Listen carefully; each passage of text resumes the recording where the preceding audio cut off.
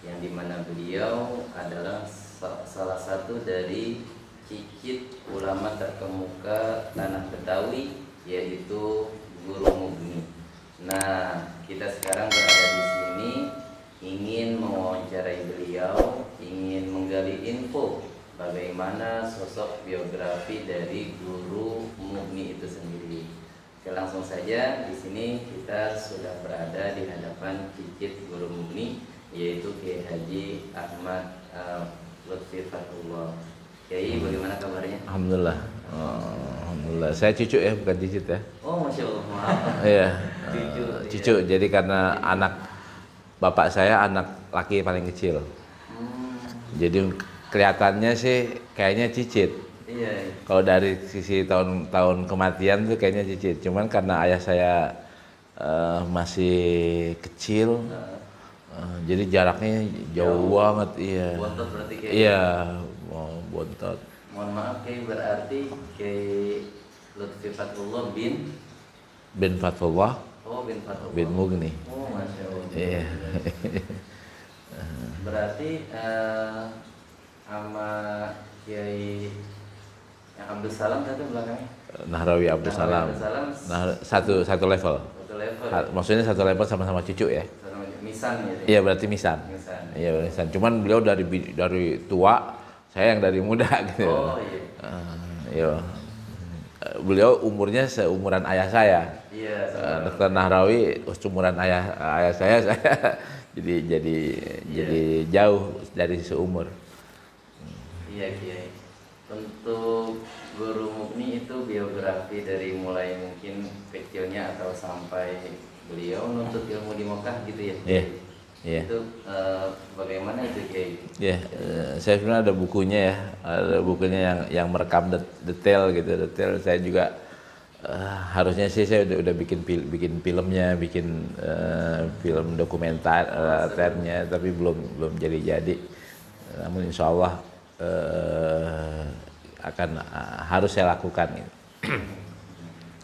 Jadi Guru Mugni punya keistimewaan sebenarnya yang untuk zaman beliau luar biasa, Ustaz. Untuk zaman beliau luar biasa.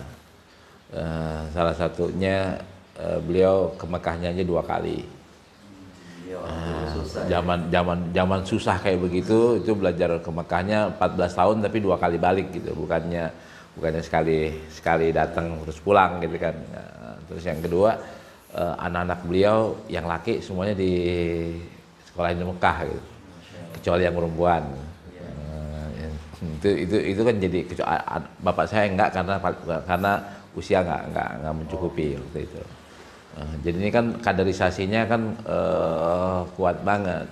Terus beliau juga mempersiapkan masjid, sekolah gitu. Sekolahnya itu didirikan sama dengan NU berdiri tahun 26. Maksudnya sekolah itu yang ini? Sekolah yang di sini dulu. Di sini? Asalnya itu cuman mati gitu. Iya, dulu kan madrasah tahu. Iya, madrasah terus nggak berkembang ya. Maksudnya nggak berkembang, nggak diteruskan. Yeah. Waktu setelah beliau meninggal nggak ada yang terusin. Tentu sekolah zaman dulu jangan dibilang kayak zaman sekarang ya. Yeah. Gedungnya segala macam ya tentu nggak seperti itu. Yang berikutnya masjid gitu. Masjid wallahu alam dapat ilham dari mana beliau maksa dalam tanda petik, maksa untuk bikin masjid di sini. Kalau secara teori Matlaul Anwar di Karet ada Matlaul Anwar, di depan ada Guru Raim, Jembrang Tifa itu Telkomsel, belakang itu ada masjid gitu. Nah itu menurut kaidah yang dulu itu nggak boleh, nggak boleh gitu. Karena terlalu dekat gitu. Namun Guru Mugni ngotot gitu, akhirnya secara administrasi beliau bikin surat ke Hindia Belanda. Dan diteruskan ke Ratu di Nederland. Nah, buku permohonan ini ada di LIPI datanya ada di Leiden juga datanya. Suratnya beliau ya, surat minta, dan rekomendasinya tidak diizinkan, tidak diperbolehkan oleh Belanda untuk mendirikan masjid, tapi beliau maksa untuk tetap mendirikan. Hasilnya apaan? Di jalan protokol Jakarta ini nggak ada masjid di protokol kecuali satu masjid. Benar, iya kalau kita Ada ujung sana, di ujung sebelum Cawang tuh ada satu lagi ya. Tapi yang gede kan ini mana yang Tamrin, Sudirman, mana masjid gitu. benar.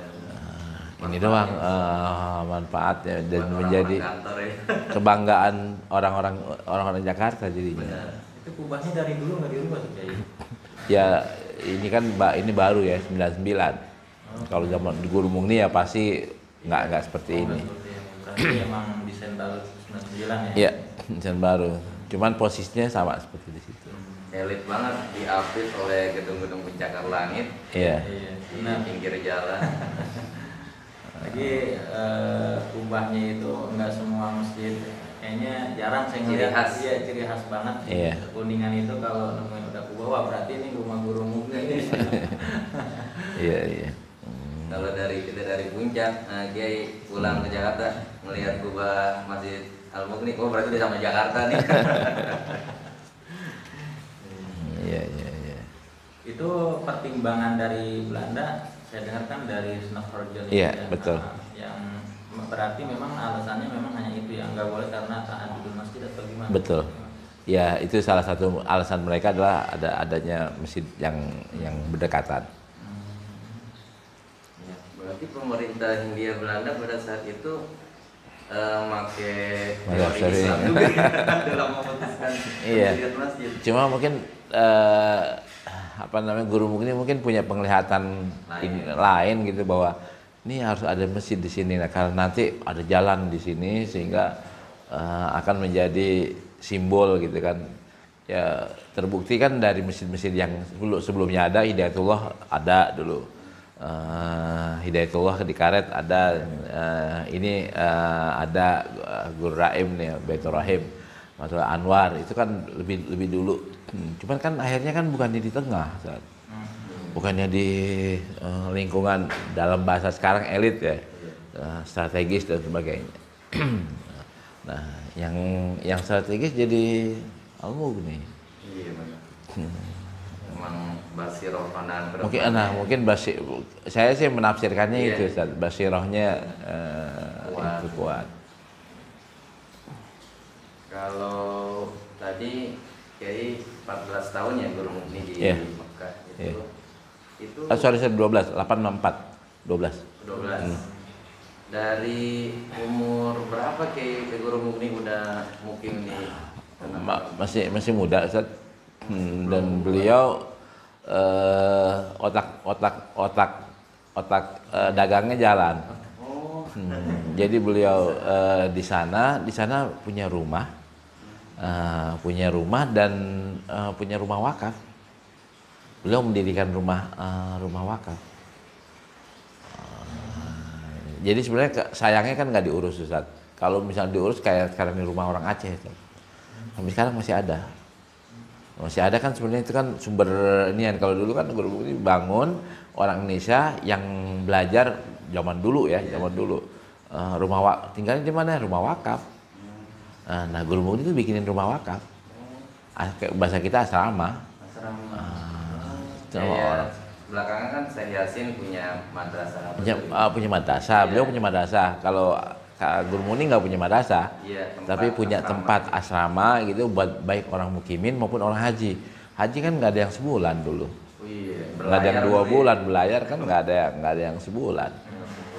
Mereka tinggalnya di mana? Salah satunya ditinggal di rumah wakaf gitu. Rumah wakaf siapa ya yang punya? Salah satu di antara rumah wakaf yang ada punya Guru Mugni. Salah satunya.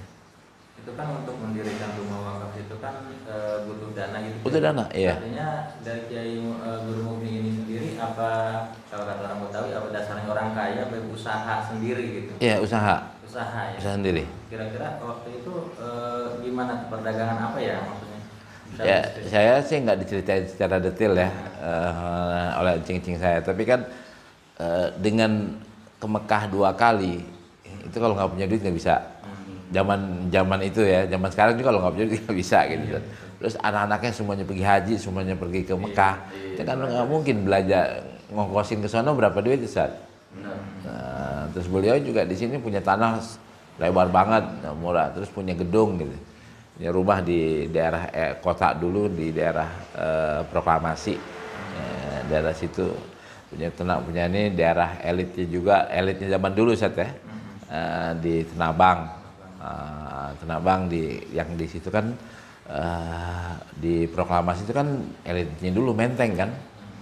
Beliau punya rumah di situ, selain tanah di Kuningan yang gede gitu. Kalau apa namanya berarti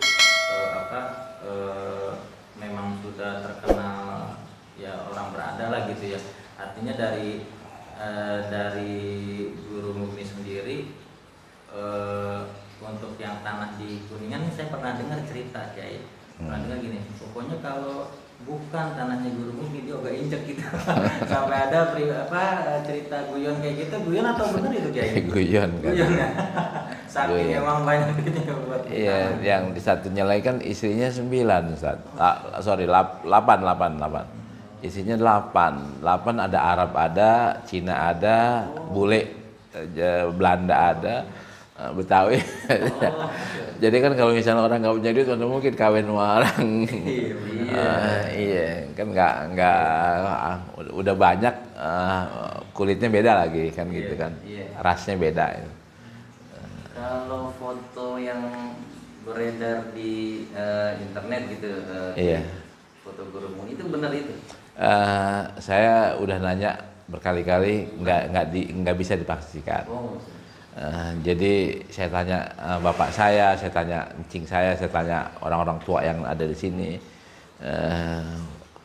Guru Mugni itu sebenarnya beliau orang kaya Ustaz ya, orang kaya. Kalau mau foto pasti bisa. Tapi beliau nggak mau difoto. Bini-bininya tuh, nenek-neneknya, sampai nenek yang saya hidup berapa tahun, beliau tuh nggak mau difoto.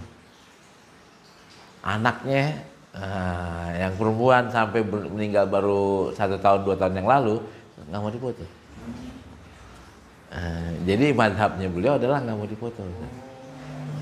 Kalau misalnya kita bilang kan zaman itu kan foto udah ada ya, udah ada. Kalau mau sih kan orang ada. Buku beliau nyetak buku di Habib Usman. Nah, nyetak buku pakai duitnya sendiri, masa nyetak foto yang cuman harganya nggak mungkin sama dengan nyetak buku ya. Berarti memang benar-benar warok gitu. Mungkin mazhabnya adalah nggak mau difoto, ya nggak mau difoto. Nah, cing-cing saya berapa bilang, gurunya kayak gimana sih, syamailnya atau bentuk fisiknya kayak bapak lo gitu. Belok matanya kayak bapak lo, pendeknya kayak bapak lo kan, ya namanya orang dulu ngomongnya kan begitu. Sampai pihak keluarga pun emang nggak ada satupun foto. Nggak ada. Kali gitu lagi ada acara apa gitu kayak. Ada gini Ustaz ya, ada orang yang fotonya nggak kelihatan. Iya benar. Ulama dulu banyak yang gitu. Iya banyak yang begitu. Jadi aja foto kebakaran. Nggak jadi aja tuh foto. Nah kalau makamnya sendiri itu kenapa nggak di kawasan ini kayak? Apa emang tanahnya sampai sono-sono? Tanahnya sampai sebelah sonoan lagi. Hanya sampai sebelah sonoan lagi. Nah, di situ ada bapaknya. Oh, makamnya di situ, Bang. Iya. Nah, ini juga kan bisyarah, Ustaz. Bisyarahnya kayak gimana? Kalau makamnya di sini, pertama ganggu. Dan beliau kan mazhabnya kan nggak mau la taj'alu kuburakum masajida, itu yang pakai itu, jangan jadikan kuburan kalian tuh sebagai masjid. Itu beliau kan nggak mau di situ. Beliau di sana. Nah, jalan untuk sampai sana tuh dibeli semuanya. Jadi jalan dari sini sampai ke kuburan tuh punya dia semua. Nah, sekarang ini tadi tuh keistimewaannya, satu-satunya kuburan di Mega Kuningan yang tidak kegusur. Iya, kuburan Guru Mugni itu. Guru Mugni. Mas, Itu tapi pernah terjadi apa namanya pengen dibeli sama. Oh, kalau itu mah udah jelas Ustaz, udah pasti itu. tapi bagus ya bisa mempertahankan gitu keluarganya. Iya. Karena mungkin nggak sengketa kali, ini suratnya jelas gitu. Iya, itu kan faktor administrasi Ustaz. Iya. Oh, iya. Kalau administrasi, kalau sekarang mah orang sengketa nggak sengketa jual aja kan gitu kan. Ya berapa banyak kuburan yang dijual gitu. Mau berantem keluarga, mau berantem apa, dijual aja. Nah ini kan ya banyak faktor yang menyebabkan itu nggak kejual. Sampingnya kan rumah menteri, pejabat tinggi, kedutaan. Tapi tengah tahu-tahu ada kuburan di situ. Nah, sampingnya kan gedung. Jadi di Mega Kuningan satu kuburan yang resmi ya, yang legal. Ya kuburan Guru Mugni. Dan itu menjadi wakaf keluarga. Iya, jadi wakaf keluarga. Iya. Nanti akan ke situ. Iya. Saya udah punya kafling gitu. Kalau saya meninggal di sini. Terus Kiai, kalau masalah kekaromahan ini, ya kan, Guru Mugni kami dengarkan begitu harum namanya gitu ya. Iya, iya. Kira-kira sepengetahuan Kiai, karomah apa yang Guru Mugni miliki? Iya. Kalau Mu'alim bilang sih, Mu'alim nih saya pernah dengar dari kupingnya, dari mulut beliau langsung ya. Katanya beliau dapat Lailatul Qadar. Sehingga apa? Sehingga tadi itu duitnya kaya, ilmunya juga kaya, turunnya juga kaya. Jadi ini Ustaz ya.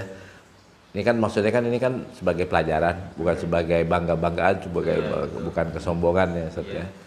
Kan kita kepengen mudah-mudahan kita kayak beliau, kan begitu Ustaz.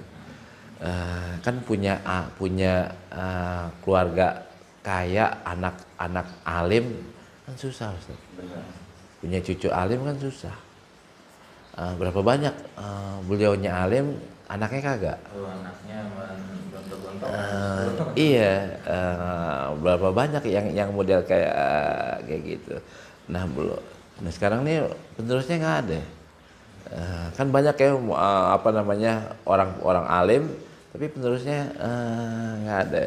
Nah insya Allah Guru Mugni anaknya banyak jadi kiai, cucunya udah ada yang jadi dokter, ada tiga orang dokter gitu. Dokter Faida, Dokter Narawi, saya gitu kan, udah tiga kan jarang orang Betawi cucu 3 orang dokter kan. Iya. Biasanya ada istilah ninggalin harta sampai 7 turunan. Ini Iya. ninggalin ilmu sampai turunan. Ya artinya dapat keberkahannya gitu, saat keberkahannya. Iya, kalau kita sering dengar wali korikul adanya kan begini begitu ya. Kalau ini memang benar-benar zuriyahnya itu ya. Iya dia. Ya mudah-mudahan ya termasuk itulah. Mudah-mudahan termasuk itu. Di cerita yang lainnya Ustaz, ini paman saya yang sini yang nyeritain, beliau mantu. Jadi yang istri beliau adalah bibi saya. Rumahnya sebelahan sama rumah saya, almarhum. Itu kakek saya itu pas meninggal bilang sama anaknya, tamu mau datang pada kumpul. Nah diharumin ruangannya, dia terus minta wuduin, minta tolong ambilin Quran ayah. Quran yang dipegang di sebelah kanan, ambilin Sahih Bukhari yang beliau ngajarnya Sahih Bukhari, ambilin Sahih Bukhari. Jadi di kanan, sebelah tangan kanan Quran, tangan kiri Sahih Bukhari. Imam megang, imam naruh ya. Kondisi kayak begitu kan 2 kemungkinan ya, megang atau sekedar taruh. Nah, wah ini keren banget, meninggal yang dicari adalah Quran sama Sahih Bukhari. Nah, saya kadang-kadang berpikir, jangan-jangan saya dapat cipretannya itu kali Ustaz. Cipretannya adalah saya ngajar Sahih Bukhari untuk nasional ya, karena di TV. Karena di TV nasional ngajar Sahih Bukhari. Kan nggak kebayang Ustaz. Mungkin kalau ngajar Sahih Bukhari di masjid kampung itu mungkin wajar ya, biasa gitulah. Nasional. Ini nasional gitu Ustaz. Bahkan ke Singapura, ke Malaysia banyak banget orang yang bilang saya ikut ngaji Sahih Bukhari dari TV gitu. Berarti kan alhamdulillah ini mungkin gara-gara doanya Buya beliau. Mudah-mudahan cucu gua ada yang ngajar Sahih Bukhari, mungkin begitu ya. Dan alhamdulillah saya dapat cipratannya gitu. Cipratannya dikasih kesempatan, Allah ngasih saya peluang untuk bisa ngajarin Sahih Bukhari. Dan spesifik dari Guru Mugni dikenal apakah beliau ahli fikih atau hadis kah? Oke. Ya. Orang tuh kan keahliannya dilihat dari tulisannya sebenarnya, dari bukunya, dari orang bilang, dari murid-muridnya. Cuman kan muridnya nggak ada yang cerita secara gamblang nih keahliannya apa. Kan kalau ngeliat dari bukunya, bukunya beliau yang diterjemahin adalah Syama'il Muhammadiyah. Syama'ilnya doang. Sama apa bukunya Imam Nawawi di Quran tentang Quran, adab hamalatul Quran. At-Tibyan fi adab hamalatul Quran. Ini kan luar biasa nih. Orang sering maulid tapi baca barjanji tapi nggak ngerti barjanji itu isinya apaan. Iya. Baca sekarang nih orang baca diba atau sebagainya, yang dibacakan kan orang nggak ngerti. Abtadiul imla bismillatil aliyah itu artinya apa? Iya. Emang pada ngerti kan kagak ya? Cuman ya Nabi salam alaika, orang cuma ya Nabi salam alaika begitu doang. Nah beliau ngarang itu Zat, yang beliau cetak ya, bukan cuma sekedar ngarang, akan tapi nyetak. Nyetak pasti gratis itu. Gratis. Bayangin aja tahun 30 orang nyetak buku Ustaz. Iya. Kan tingkat kesulitannya kan sulit ya. Bukan zaman sekarang mau nyetak buku gampang gitu. Nah itu beliau kan kepengennya gini. Lu mau cinta Nabi, nggak kenal Nabi, gimana mau cintanya? Mau apa namanya? Mau ngikutin Nabi, nggak tahu Nabi, gimana nyanyi? Itu sama ayat. Terus kita mau deket sama Quran, kalau nggak tahu adabnya mana? Nah beliau deketin orang Betawi, terus pakai At-Tibyan sama pakai Syama'il Muhammadiyah. Dari sisi strategisnya sangat strategis Ustaz. Iya. Sangat menyentuh, dan saya kan ngikutin beliau ketika beliau bikin Syama'il. Saya kan bikin aplikasi namanya mengenal potret pribadi dan kehidupan Rasulullah SAW.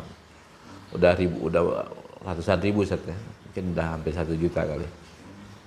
Aplikasi itu di download oleh orang. Di Play Store gitu ya? Iya, di Play Store, di web juga ada, di Apple juga ada. Kalau gampangnya potret Nabi. Potret pribadi dan kehidupan Nabi. Itu udah orang ya, saya ngambil inspirasi dari situ. Beliau pakai versi lama gitu, versi Betawi lama, bacanya susah buat orang kita ya, buat orang sekarang. Saya bikin versi digital, cocok dengan konteks sekarang. Beliau mungkin yang sederhana sesuai dengan zamannya, saya bikin yang mausu'ah gitu, 4.500 halaman. Iya. Nah, itu jadi mausu'ah jadinya. Ya, artinya ensiklopedia. Videonya memang dari situ gitu ya. Ya, ya, ini inspirasinya dari situ, Ustaz. Iya. Oke, sedulur sekalian juga nih, berarti silakan di download aplikasi di Play Store ya, Kiai? Ya, di Play Store. Yang keywordnya kalau nyari potret PKH aja, Pusat Kajian Hadis. Pusat Kajian Hadis. Kita punya 10 aplikasi. 10 aplikasi, tapi kalau di Play Store kita keywordnya Pusat Kajian Hadis, Iya, PKH. Pusat Kajian Hadis. Iya. Ya, silakan di download, itu bermanfaat sekali, apalagi bagi para pegiat ilmu, terutama hadis gitu, Ge. Iya. Ya. Ya, luar biasa sekali ya. Nah, yang di Taudihul Adillah, saya punya banyak aplikasi ya. Nah, yang paling gede adalah Al-Hadi, Quran Al-Hadi. Itu yang make udah mungkin 5 juta kali, Ustaz. 5 juta. Nah, itu tinggal dia web, dan basicnya ada web, ada Play Store, ada App Store. Ada dulu juga ada CD ya, ada CD sesuai dengan eranya. Nah, sekarang udah pakai WA, Ustaz. Pakai WA. Antum mau nanya Quran, halaman berapa, ayat berapa, temanya apa, antum WA aja ke saya. Ada jawabannya sendiri. Ada jawabannya sendiri langsung. Bukan. Mesin. Yang jawab mesin. Kayak kalau banyak orang gunain WA bisnis tuh. Iya, yang jawab mesin. Mesin. Tapi itu aplikasi yang kami bikin. Antum mau nanya nih umpamanya dalil puasa ya, tapi itu pakai ketik nomor-nomor ya, kan ada jawabannya. Jawabannya menu, atau mau lihat apa gitu, atau mau lihat Quran halaman 10. Iya. Dia akan muncul Quran halaman 10. Antum kepengen Al-Baqarah atau Al-Imran ayat 5 gitu, dia akan muncul Quran tagnya. Antum mau tema sabar gitu, sabar tanya lagi, sabar 1 pahala sabar, 2 sabarnya Rasulullah, 3 macam-macam lah. Atau mau yang mana? 3 ternyata ada anakannya lagi gitu, anakan tema. Atau jawab lagi gitu. Kadang-kadang jawabnya berapa kali, Ustaz. Nanti dijawab terus, jawab. Masya Allah. Dan gratis, Ustaz. Oh, Masya Allah. Iya. Ya, jadi tadi hadis lengkap dengan semua seluk-beluknya, ini Al-Quran juga. Quran dengan seluk-beluknya, dan yang paling besar 1 tera adalah perpustakaan Islam digital.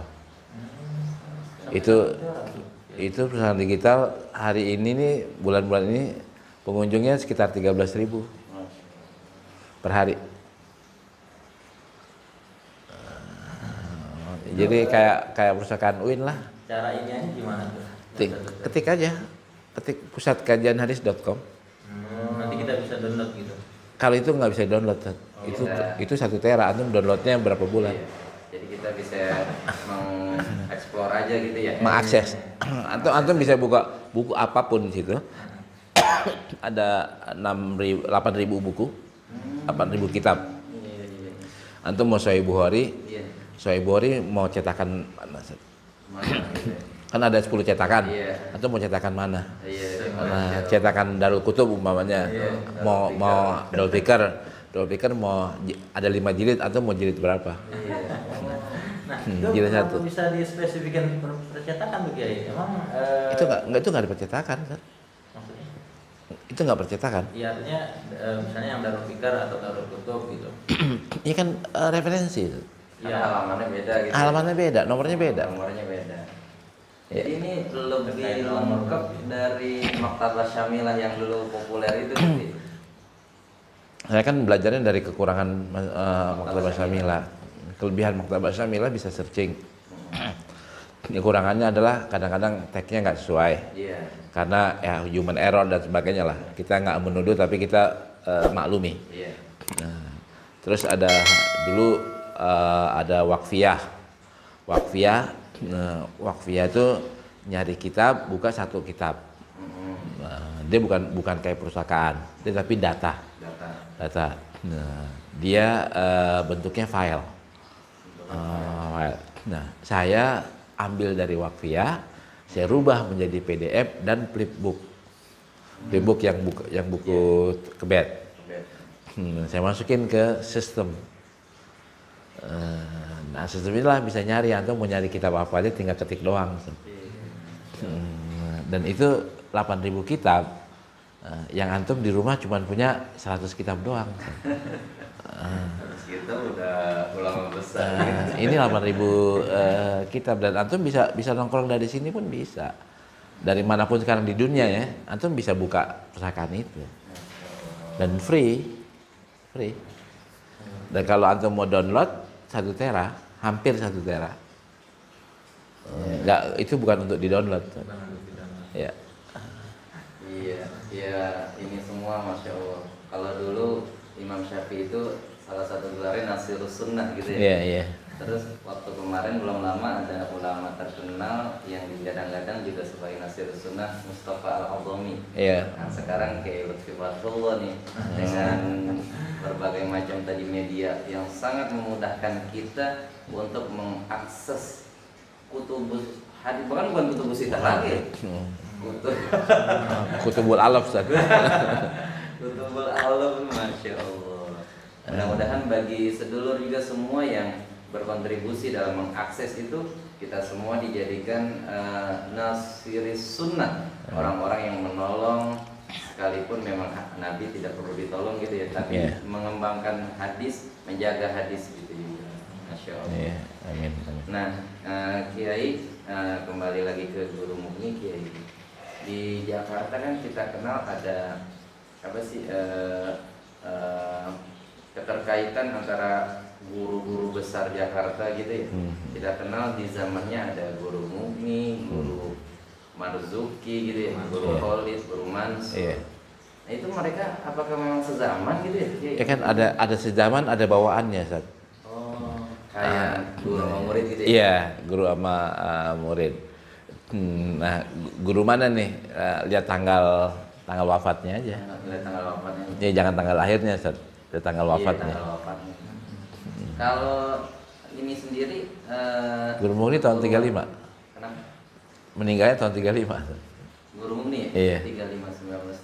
1935. Sebelum merdeka. Sebelum merdeka ya. Iya. Kalau Guru Mugni sendiri kalau di Jakarta gitu bergurunya masih ada? Guru Jabir. Guru Jabir. Iya. Di mana? Di Tanabang. Oh, Tanabang. Iya, sama terus Habib Usman. Habib Usman juga belajar ya? Iya. Guru Jabir yang belum mungkin kita semua masih kurang orang asli. Iya, asli. Nah, beliau ya istilahnya itu guru awal ya.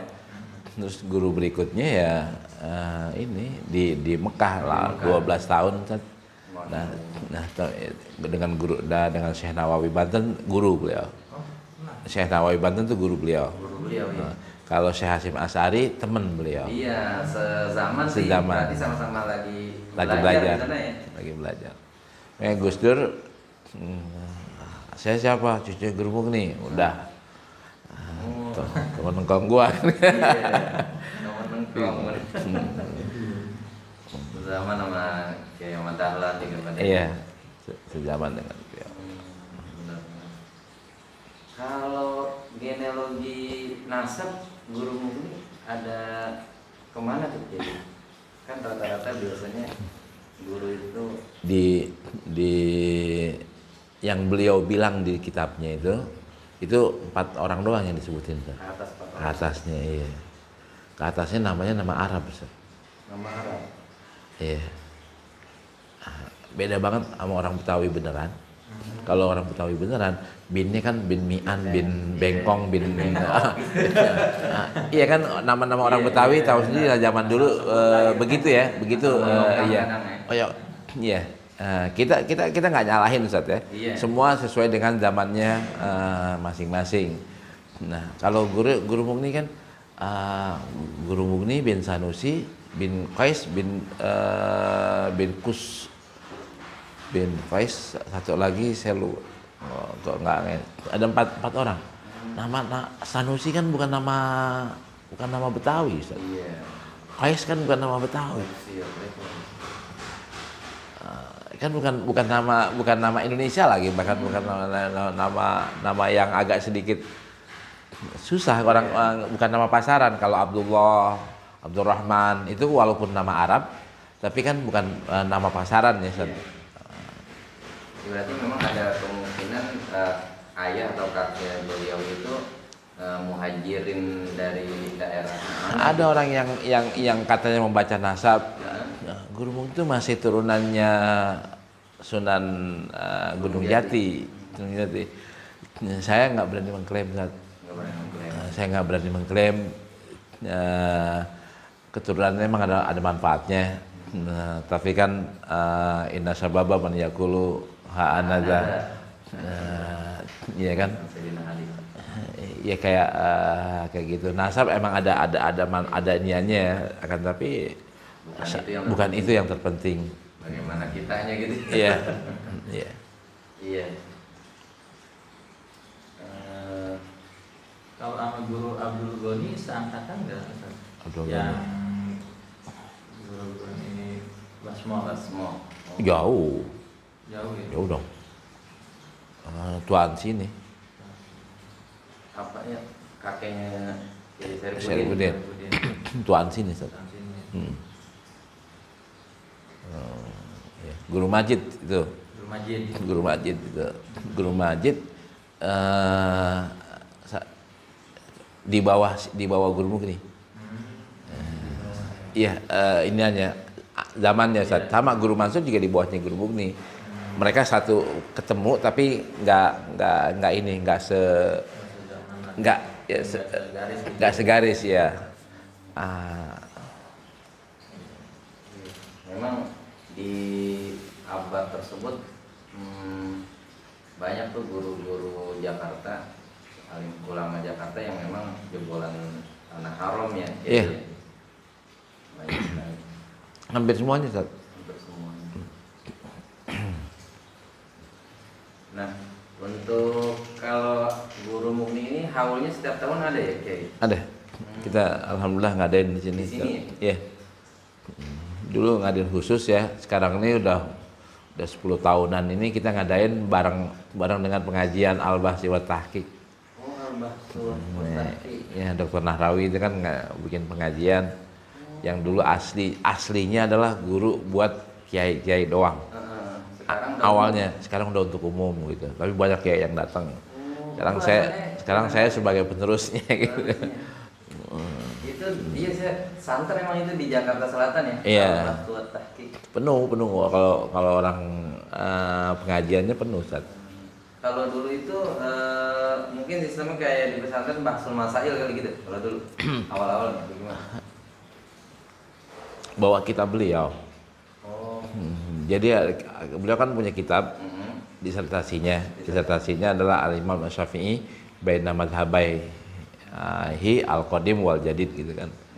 Nah, orang kita kan orang mazhabnya kan mazhab Syafi'i. Nah, mazhab Syafi'i kan ada pergeseran antara qadim dengan jadid. Nah, beliau kan membahas itu. Nah, beliau menjelaskan itu. Kenapa kok bergeser? Siapa yang bilang bergeser? Yang dipakai qadim atau jadid. Nah, perbandingannya dengan mazhab yang lainnya nih, gimana? Terus silsilah mazhab Syafi'i itu diurut sama beliau. Ini loh petanya mazhab Syafi'i. Buat orang-orang yang mengkaji kelas tinggi itu buku top. Tapi buat orang awam buku ngapain gitu kan. Saya suka mancing kalau misalnya kita bisa membawakannya itu buat orang biasa juga enak. Iya.